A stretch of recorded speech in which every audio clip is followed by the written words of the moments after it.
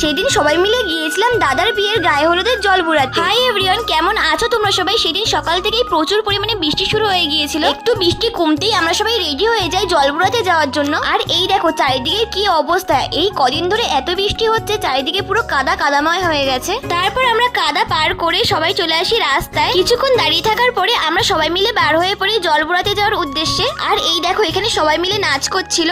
তারপরে আমরা চলে আসি যেখানে আমরা জল বুড়াতে যাবো সেই জায়গাটায়। দেখো কতগুলো পাখি একসাথে উড়ে যাচ্ছে, কত সুন্দর লাগছে দেখতে। কিছুক্ষণ হাঁটার পরে আমরা চলে আসি পুকুর পাড়ে, যে পুকুরে গঙ্গাবরণ করা হবে। জানো তো এই পুকুরটা হচ্ছে আমাদের এলাকার সব থেকে বড় পুকুর। আর এই পুকুরের পাশে বড় জাগ্রত মন্দির আছে। এই মন্দিরে আগে অনেক বড় করে পুজো দেওয়া হতো, মেলা বসতো এখানে।